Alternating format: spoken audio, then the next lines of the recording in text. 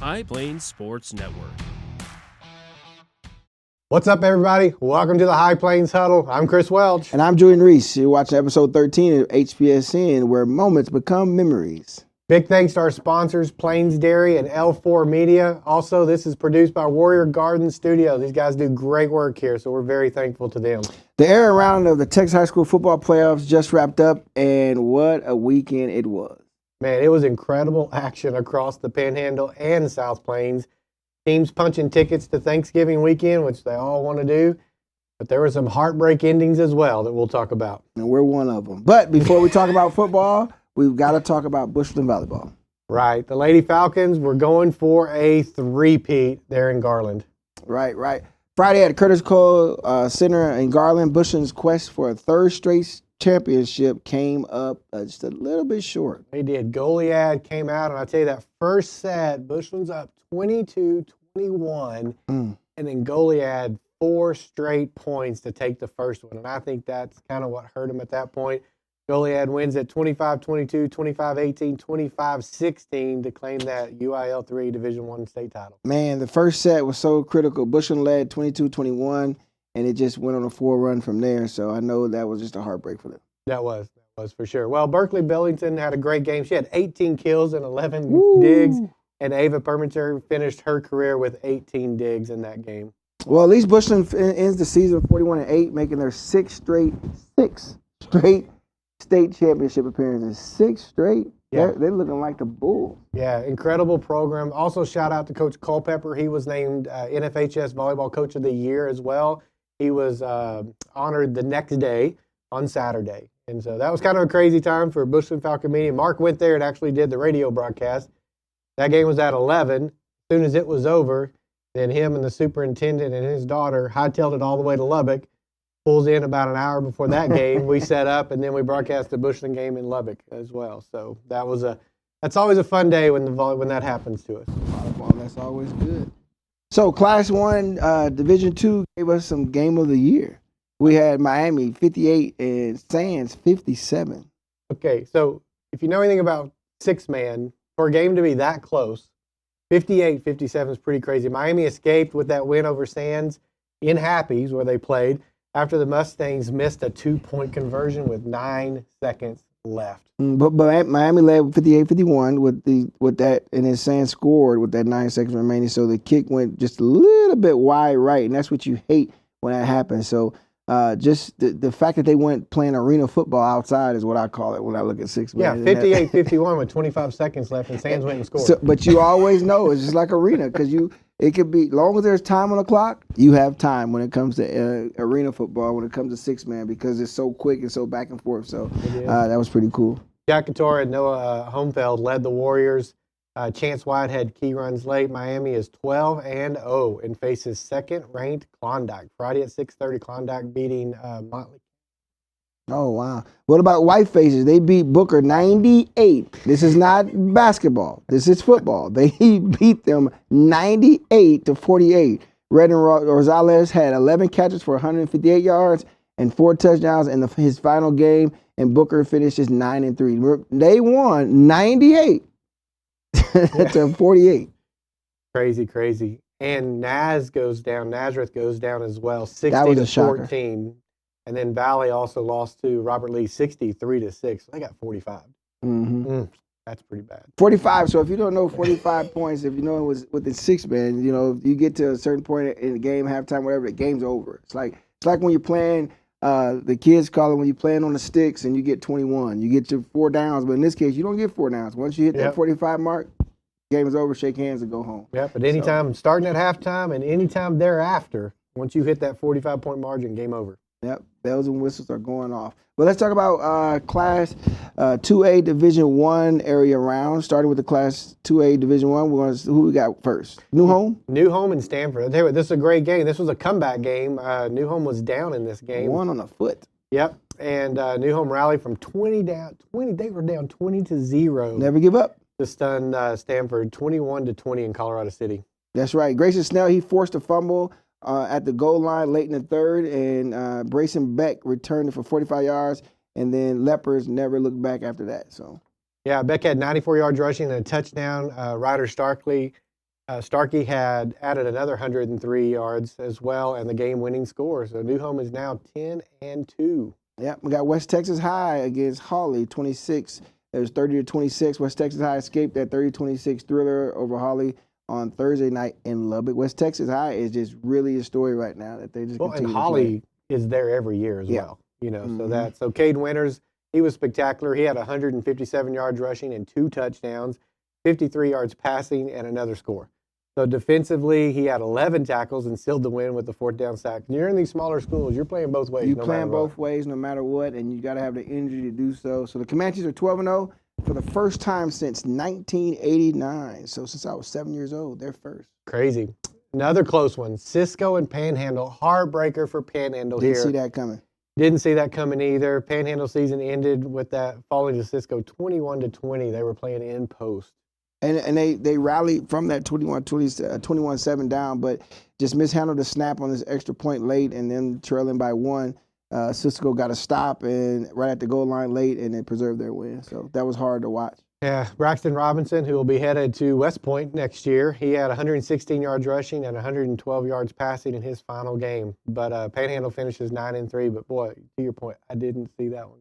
No. I think we've talked a little bit, probably off camera a little bit more, but we were a little bit worried about Panhandle's defense. We knew their offense could score, but they hadn't really been tested from a defensive perspective to see what they could do. So that probably hurt them a little bit. When you get to those games like that, it's just the small things matter. The fact that little mishandle with that snap, it hasn't happened. It freaks you out a little bit. Fumbles and all that. You got to really take care of the ball and be on your P's and Q's when it comes to doing all those things. So, and then we got Spearman 28, Anderson 27. Another close one. Real close. Spearman held off Anderson 28-27 in Abernathy after Anson's 2-point conversion attempt failed with just seconds left. Vasquez threw for 4 touchdown passes, 3 of those to Hudson Swan. Spearman improves to 8-4. What about the Class 2A Division II? So Stratford to Hoka 35-0. Stratford rolling again. Stratford's back at it, rolling again. Chase had threw those 4 touchdown passes, and 2 was to Romero, and 2 was to Mason Langford. The defense held Dakota only 129 yards, and he was 0 for 9 on 3rd downs. When you can't get those 3rd downs late in the season, that's what really hurt. It puts pressure on, so you don't get 2 of them. Then when you get to that 3rd one, coach's kind of brain starts to get a little fog, and then also quarterback starts to kind of panic and say, I got to make sure I get it, and things happen. But they went 0 for 9 on 3rd down, so you got to be able to win that 3rd down battle in order to get ahead of it.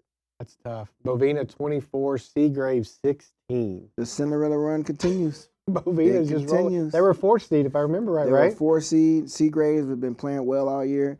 But Bovina said, hey, we're here to play. It's playoffs. It's another season, so you got a chance. If you get in, you have a chance. Yeah, they were tied 16-16 in the 4th. Bovina stuffed Seagraves 4 straight times inside the 2-yard line. You got to put the ball in the air. Yeah. You got to put the ball in the air. So then Angel Lara caught a 46-yard touchdown from Elijah Rocha to win with 1:49 left in the ball game. That's crazy. Groover dominated Wink 47-14 in Florida. Briggs Stratfield rushed for 159 yards and 4 touchdowns. Then he threw for 146 yards and 2 more scores. Mason Langford had 4 catches for 66 yards and 2 touchdowns, plus 11 tackles and an interception. So Groover now improves to 10-2. They're clicking and all cylinders right now too. Didn't have too many penalties in that game, but Briggs really carried the team on his back. And I think Groover's looking really good, really strong. Looks like they need to get a new football field to match that basketball court. Right? Oh, it's nice down there. They got nice. If you've never been to Groover's gym, it's pretty nice. So Class 3 Division I area round. This is more of a defensive battle. It was a tough loss for a lot of the Panhandle teams. Peaster 16 and Shallow 0. That 0 didn't see that coming at all. Yeah, didn't see that coming. Shallow season ends with that 16-0 loss to Peaster in Children. The Mustangs had 2 touchdowns called back and committed 4 turnovers. Cooper Martin threw for 233 yards, but they couldn't find the end zone. That's when you feel like, man, all these yards and we can't get in the end zone. That's tough. That is tough. And that, to your point, that drains that offense a little bit, right? You start getting your head down a little bit. Mark Tullios had 3 interceptions for Peaster, though. You can't turn the ball over. You that big cannot time. turn the ball Not when you over. start getting this deep into the playoffs. You cannot turn that over. The team who has the fewest turnovers normally wins in the playoffs. Yeah. No matter what level you're on. So Shallow Water finishes 8-4. Wow. We got Bushland football. Bushland football season also came to an end, losing to Jim Ned 24-20. This is another heartbreaker. Yeah, they were down. Blow me out. Right. I'd rather lose a blowout than any game that's close. They were down 21-7 at halftime. They held Jim Ned to 3 points only in the second half. That's great. Scored 17, missed an extra point in there. Had a chance, had the ball at the end of the game, and Jim Ned's defense pulled up, and they got 2 first downs to kind of seal that victory because we ended up having to punt the ball, and Jim Ned did what they needed to do. I got to say, Ellis is a great running back for them, just does an outstanding job there at Jim Ned, but they did what they needed to do to win that ball game. And see that, I mean, that's the, when I say that, because when you lose by just a couple points, it makes you go over every little thing in the game. What could I done? What is this? So just blow me out. That's tough. That's tough. So Class 3A Division II area round, Canadian and Idalou set up a rematch from their Division III Class 2A. Canadian 56 and Coma 27. Yeah, that was a. I knew Canadian was going to win that. I thought Kahoma might put up a little bit more fight. No, I think Kahoma knew too. Weston Mitchell threw for 300 yards and 3 touchdowns. Cervantes had 7 catches for 125 yards. Sanchez had 2 interceptions and 1 for a touchdown. Canadian forced 7 turnovers in that game.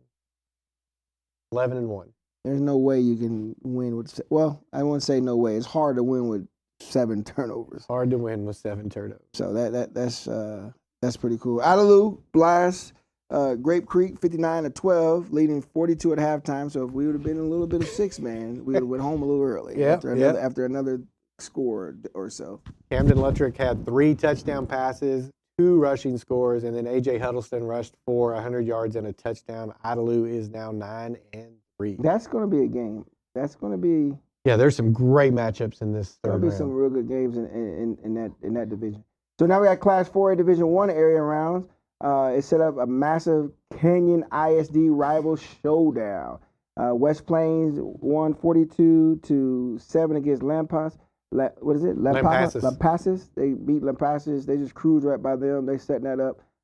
So it's going to be pretty interesting this weekend here in Canyon ISD. Yeah. They just destroyed them. Slade Russell rushed for 157 yards and 3 touchdowns. Reed Macon, who's been on the show with us, added another 156 yards rushing and a score as well, plus 155 yards passing. So over 300 yards combined that Macon took care of. So West Plains is now 11-1.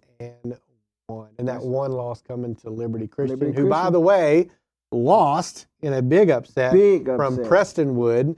Those 2 private schools played, and Prestonwood upset them. It was a good game. Running back had 243. Couldn't figure out how to stop them. And then Canyon's starting to click on all cylinders the last few weeks. And once you get in the play, like you say, you're a brand new team and things are happening. But they beat Brownwood 31-28. They survived them real good. He had Hacker went from 9 for 10 for 256 yards and 3 touchdowns, plus 148 yards rushing and another score. And Shillings caught 5 of those for 161 yards and 2 touchdowns. So that improved them to 8-4. So I think it's going to be a good game. And because you can't have one Canyon team, can't have 2. We're going to have 3 Canyon ISD teams in the next round. Randall wins. Randall's starting to surge a little bit right now, 24-14 over Burnett. They held off Burnett. Burnett tried to make a comeback late, but they played in Iowa Park. That's good. Brecken returned an interception for 64-yard touchdown, so when you score on defense. And then Jacob Avalos hit a key field goal late. Drayden Ray had 93-yard rushing and 37 receiving, so Randall went to 10-2. So when you can get all phases of the game, you got a field goal where you needed it, you got a defensive touchdown, and then you score on offense, it's easy to do. Yeah, so the game that it sets up is West Plains versus Canyon at home at Happy State Bank on Friday. So if you're around, you want to watch that game. Stephenville beats Dumas 55-7. I got the score reversed when I put it in here. I tell you what, I pulled up the game. It started off hot. I see 7-0 Dumas. I'm like, no. And then I look back and I go, oh, that's the only points they're going to score. The only points that they scored. They ran up into a big wall. Stephenville just went on a rally, and they just kept on going. Yeah. They couldn't be stopped. So Alito beats Tascosa 42-0. Didn't see too much about all those deals with that game. It just yeah, I didn't get any stats on that one or the one above. So. Yeah, we didn't get either one, but Alito came out dominant. Tascosa started off pretty cool, and then the game just went that way for after that. Yeah. Again, There wasn't a lot of second half points either, though. So that's a tough draw. You get Alito in the second round, like Dumas gets Stephenville in the second round. That's a tough draw. Those are two just really, really good powerhouses. Yep. All right. Well, the game you don't want to talk about. PD. PD goes in, loses a heartbreaker, 58-55. Has to make a little bit of a comeback. Has a chance to win it towards the end and just couldn't get it done. Yeah, I mean, you know, going into the game with PD, with football period, PD's going to play real well in the second half. They normally kick it up in the second half. That's their MO. The first quarter went the way we kind of didn't want. They tried to keep the ball out of Deuce's hand and the offensive hand. They ran the ball. We really never gave up that many yards. I believe that running back, that's the first time he's had a game that way. Really? He plays corner and he plays running back. He had 130-something yards in the first half. So, wow. We get down to the goal line. Their big linebacker who's going to Arizona, he's running in, and then Vern Blair made an unbelievable play. He strip fumbles him on the goal line. We land on the ball. We get up, show the ball to the ref, and touchdown for Anna. So that turn, it took a turn right there. It's like, as a fan, as whatever, you're like, what kind of game this is going to be. We saw some stuff in between. You can say whatever you want. Did you have to handcuff Snipes to the? Oh, he was in the booth. Oh. If he was on the field, if he was on the field during that play, I think he probably would have got kicked out. But I mean, you look at a lot of different things in the game, and like I was telling my wife, it's still in the game. You can't leave it. Not just one play. You can't. It's not just one play, and you can't leave it. Like I say, you can't turn the ball over. We had a few turnovers. Deuce had 2 interceptions. You got to take care of the football within that game. So it was one of those games that night that just didn't fall. Our long ball couldn't get connected with receiver and quarterback, and we did an amazing job stopping them in the second half. They only scored 14. They went in 24-14, so we went up 10. They got a field goal late. I personally would have probably went for that touchdown. But Coach Seth, Coach Parr decided to go for just the 3. Now, Coach Parr used to coach here, right? Wasn't he at PD? He was at Caprock. He was at Caprock. Steve Parr was at PD. Came from Plainview, came here, his dad. But Seth was at Caprock. He was what helped turn that program around at Caprock, and then he went to Sherwood. So they'll play Melissa next round. Deuce had one of his biggest games stat-wise. He threw for 404 yards. That's one of his biggest games, and a lot of that was on the run. But he also rushed for 3 powerful touchdowns. And Darian, I believe, caught 149 yards, and Kyron stepped up big. Raymond stepped up big.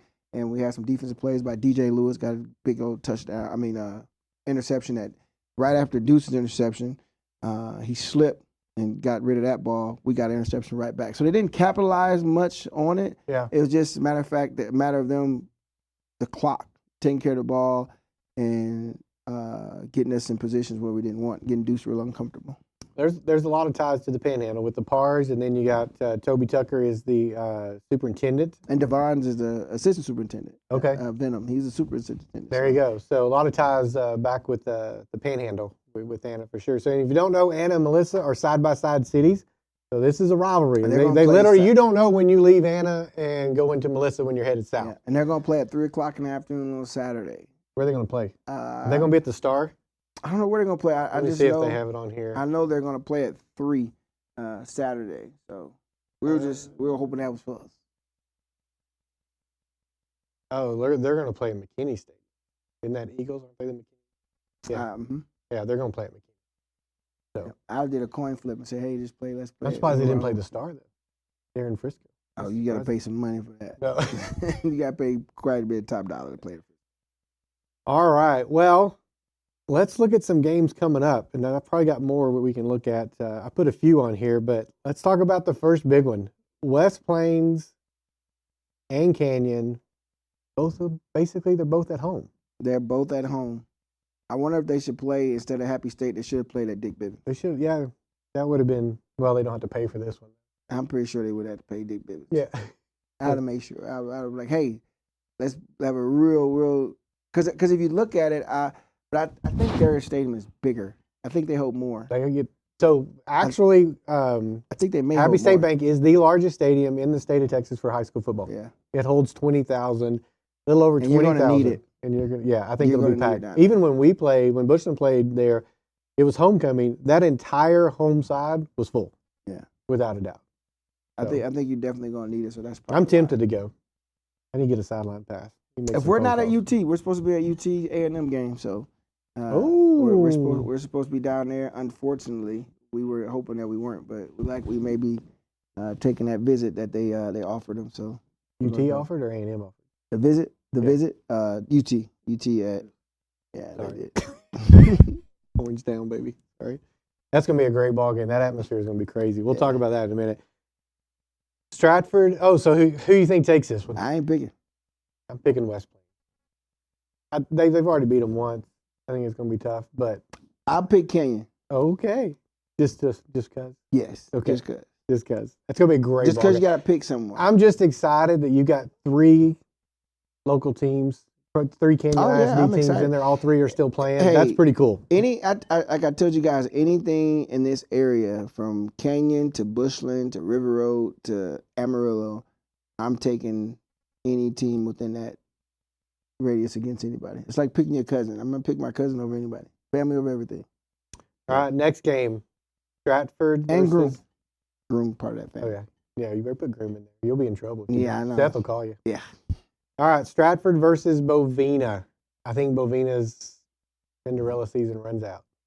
No, I think that. You gonna take them? I'm gonna take Bovina. Right, It's here at Dick Bivens. I'm gonna take it's Bovina. at Dick Bivens. So if you want to watch that game, that's gonna be Friday at 6:00. So also at Dick Bivens, Canadian versus Idalou. That's gonna be Friday at 2. So first game will be Canadian and Idalou. Second game is gonna be Stratford and Bovina. So if you want to go watch a doubleheader, go watch that game. That's gonna be a great ball game as well.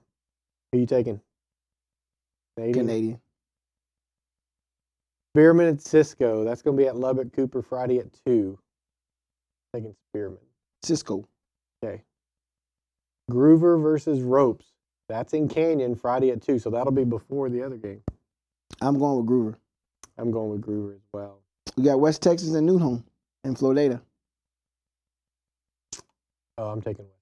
I'm taking West Texas. They're playing lights out right now. Yeah, I think that is a quarterback great can't ball. be stopped. Yep. Groover and Ropes. Oh, we already did that one. Miami and Klondike. They're playing in Lockley. Both undefeated teams. I'm going to go with, did you say Miami? Miami. Miami. I'm going to go with Miami. I'm taking Klondike because of that. He's not from here.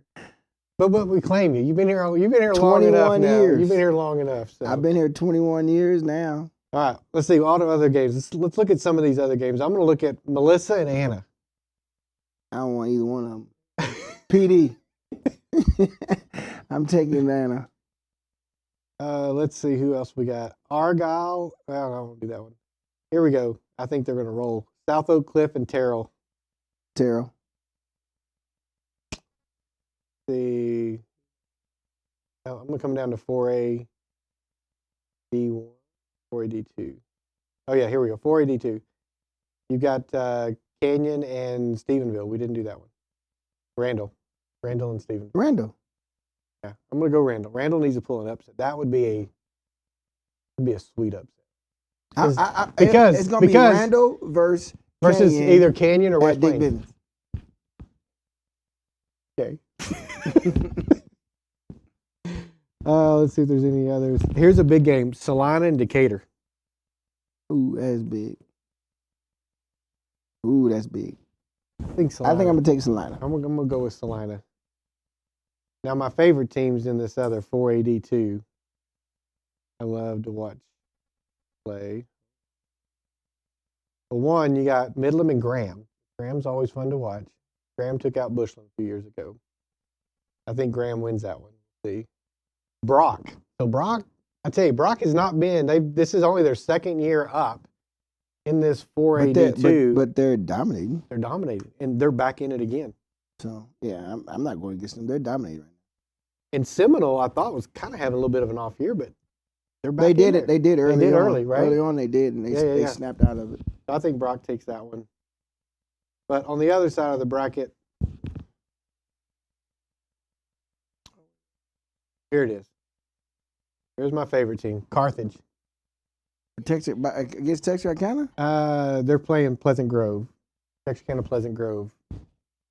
Carthage is going to win this one. Carthage is going back to state. I don't have any doubt. They're really. Have you ever seen a Carthage team play? Mm-mm. Oh man, that's my neck of the woods. I grew up about 30 miles from Carthage. Oh, that's why. He's Texas boy, man. See, you stand with the area. I stay with you the area. stand with your area. That's all right. I mean, but the biggest thing with this football and the season that we're in now with the holiday season is High Plains Dairy Eggnog. Oh yeah. I haven't had any yet. Where's your cup? You don't want any? I don't do eggnog. Oh. I just do. You're plain Jane. Plain Jane most of the time. We're gonna see what this is about. Smells good. I only meant to grab 2. Got 3. I'm still gonna have one, even though I know what milk tastes like. What do you think? That's good. I may have to make some French toast with this one. By the way, the French toast was great with the. Oh yeah, so you butter finally pecan. did it. You've been I'm gonna have to make promising some your of this kids one. for like a month. Well, let's talk. And I only gave him one on the way out. Wasn't it? That's all. I'm like, yeah, just go to practice. Let's talk a little college football. We got 2.5 minutes according to our timer. Lane Kiffin. That's all we got to talk about. That's what everybody Is he else going? talking about. You going to LSU? It's big enough. I think he'll go. I think he'll go. He doesn't want to. I know he's like, he really wants to stay with his team. Let's talk the big game Thursday. A&M versus Texas. Friday? Thursday. Oh yeah, Friday. Friday? What you got? Who do I pick? No one. We're going to the game. So if we're there, we're going UT, baby. Jamal, UT. Oh, but you He's gave gonna see the Aggie sign. So thanks for that. Aggie signs thumbs up? Yeah, thanks. What? Is that serious? Is that a thing? Yeah, I had no clue. appreciate that. So you kind of So contradicted so yourself. that's all their thing is that's their sign. Hey, buddy. Better than this. Oh. I got UT. UT by 3. I got A&M by 14. 14? At UT? Yeah. Here's what I think is going to Wow. happen. I think it's going to be close. I think 14? that A&M. I think Klein's going to let Marcel go. If he'll let Marcel just do his thing, Reed will tear him apart. I think we'll see. Well, I mean, you're starting to see him play more like himself. Exactly, which is why I'm saying you got to let him go. And I think that defense is going to shock him. I think they're going to be all over Arch. Is that the front for A&M? If you notice, they don't really blitz more than 4, but they're one of the tops in sacks in the country. Well, And that's just the front 4. If they get after Arch, I think it's going to be a problem. But here's the thing. This is what I tell coaches if they ever ask, and when they talk to me about quarterbacks. When it comes to the quarterback position, it's a unique position, and you can't box in a quarterback. You have to let them be them, and then let the offense go around what they can do. You can't say, this is what I do as an offensive coach, and I need you to do this. You have to truly gear your offense around the skill set of that quarterback. And if you watch the games, like when A&M struggles, it's because Pine tries to box Reed in and make him a pocket passer. Yeah. And don't let him run the field. When you let him go, like he came out against LSU, and you let just Marcel go, let Marcel play his game, I know you don't want to get him hurt, and I know that's why you want to send him back. But you can't play and you can't coach like that. If your quarterback's a runner, let him run. And If Arch he's is a- not let. if They don't he's- let him Arch run either. Arch is an amazing scrambler. Yeah, but they He's don't. been that his whole life. They box him in. And that's when you mess with quarterbacks and they become duds instead of letting them have fun and be who they are. Look You at have to let a quarterback be who they are. Javier. He's having a great time at Vanderbilt. That kid, he just has fun playing. Yeah. You want to watch somebody has fun playing football? That kid has fun. Heisman Trophy. What are your thoughts? Hernandez. I agree. You got to give it, right? It'll be the first time, right? There's no way you can look at it. I know we're a little over, but there's no way you can not give it to him. I agree. Big games, he's showing up. You know he's a Take care of quarterback. the He went to football. Virginia as a quarterback. Rodriguez? Yeah, he went to court. No, he doesn't deserve. No, I won't. No, I'm saying Hernandez. Oh, you're saying Hernandez. Oh, no, I want Rodriguez from Tech. No, that's just overhyped. He doesn't deserve. He doesn't deserve the. He Heisman. scored a touchdown too. He played quarterback and scored a touchdown too. He's having a great season as a linebacker, but he's not changing the game. He's not being a big difference maker that's changing the game. Their defense is amazing. It's not a quarterback. Well, Texas Tech having a defense is amazing in and of itself. Well, they got enough That's money a game to get changer. it. But the season he's having, it deserves Dick Butkus awards and all that. But the season that Hernandez is having at IU deserves that Heisman, as well as what's been under the radar, and I don't know how, and they're the number one team, as well as what Julian's doing at Ohio State. Yeah, I think Hernandez gets it. I would love for Rodriguez to get it, just to kind of shake up the tree a little bit. But no, I think Hernandez. No, he didn't. Yeah, Rodriguez, he's playing well, but he definitely doesn't. I think if Georgia Tech has a little bit stronger year, I think you got to put King in there too. And I think Reed's getting in there from an A&M perspective. He's in there. He's probably number 3. Yeah, he's probably. And after that game that he had on that comeback. Oh, we were at the game watching that game. At IU watching that game. He climbed right then in that game. He put on a show. All right, well, I know we're over. Thanks for joining us today on the High Plains Huddle. We're excited. We're going to continue, or at least go through next week, at least a little bit. We may take a little break during Christmas. We'll see, but we want to try to keep the show going. We got basketball coming. You got baseball and softball after that, so we definitely want to keep the show going. We're not going to be just football only, but we definitely enjoy all of y'all tuning in. So come back next week. We'll have some great results. Hopefully we see Kane and Kane play against each other in that semifinal. Be great. Well, thanks for joining us today on the High Plains Huddle, sponsored by HPSN, where moments become memories. Thanks for Plains Dairy. I don't know what to do with my hands. Thanks I just gave a thumbs up again. Give a thumbs up I'm again. not saying A&M. Thanks to L4 Media as well for helping us this year, kind of get this kind of off the ground. And as always, we thank our guys here at Warrior Garden Studio. Y'all have a good one.